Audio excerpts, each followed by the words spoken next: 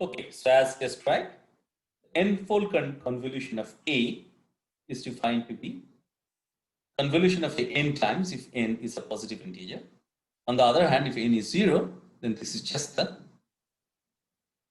Dirac delta probability at 0. So delta 0. And that's the identity element of this operation star.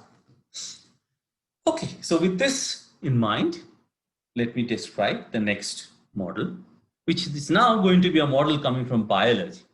So suppose a colony of bacteria grows as follows. It starts with one bacterium at time 0. At time 1, this bacterium produces a random number of bacteria and dies. And this random number is obtained from a probability distribution. According to a probability distribution, let's call it R. So in other words, this bacteria produces K bacteria with probability RK and then dies.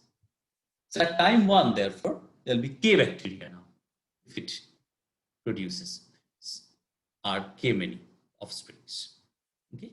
So in other words, at time 1, there will be zero bacterium with probability R0, one bacterium with probability R1, two bacteria with probability R2, and so on.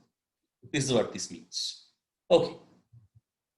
Now, time 2, what happens is that each of the new bacteria produces a random number of bacteria according to the same probability distribution R, independently of each other, and also independently of the total number of bacteria at time 1.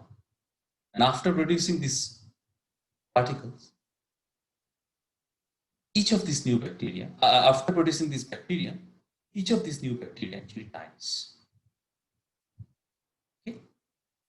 At time 3, the same thing happens. So each of the new bacteria produces a random number of bacteria according to the probability distribution R. I should have used the probability distribution, not R. I'll correct it. But there's a typo. And independently of each other, so they're producing bacteria independently of each other, and also they're producing independently of the total number of bacteria at time 2.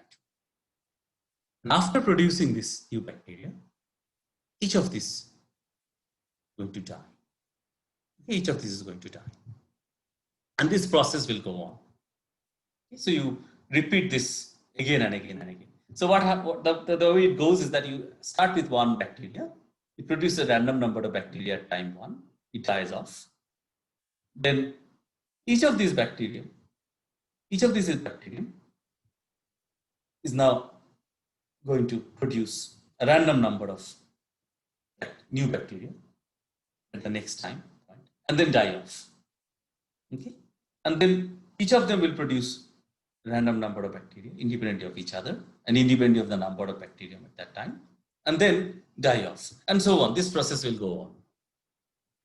This gives rise to what is called a Galton-Watson branching process. By the way, these probability distributions are always the same. I wrote a probability distribution R here, and then I should have used the probability distribution. I'll make this correction. Okay, suppose Xm denotes the number of bacteria at time m, when m bigger than or equal to 0. So clearly, x of 0 is identically equal to 1. It's the random variable 1, right? So, because you start with one bacterium. Let psi ij denote the number of offsprings, these are bacteria of course, produced by the jth bacterium from time I minus 1. Okay. So then, because of the assumptions that are given, these guys is a double sequence of IID random variables with common distribution R. Okay.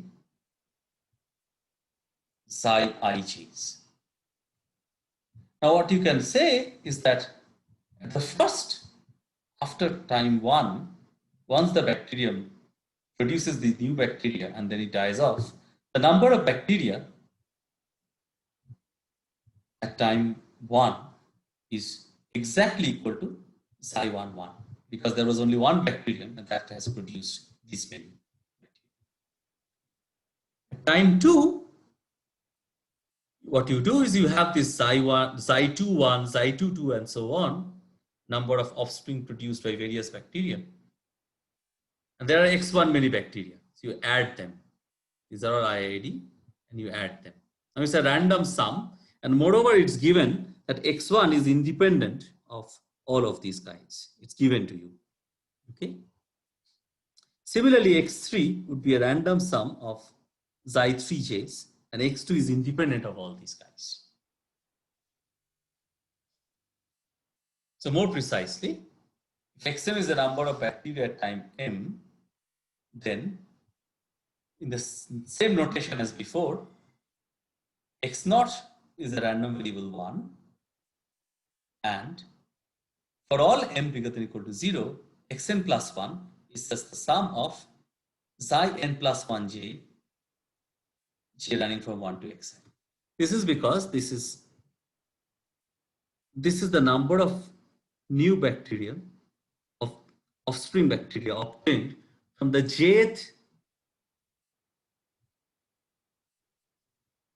bacterium in the time point n. If it's m plus 1, then it's time point n. The jth bacterium time point n gives Xi n plus 1 j many bacteria. And there are Xn many bacteria in total, so you have to make this sum, right? This sum that will give you the number of bacteria at time n plus 1. Okay?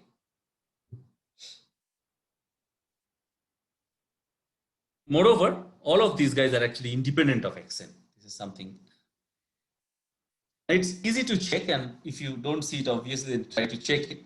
Is that this is a Markov chain. This is because Xn plus 1 only depends on Xn, as you can see. There is no Xn minus or anything in this equation here. So therefore, this is the Markov chain.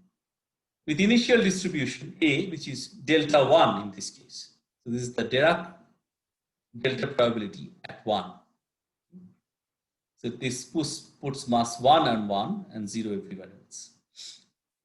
And one-step transition probability, Pij. What is Pij? If Xn is I, what is the probability that Xn plus 1 is J? Conditionally on Xn equal to I.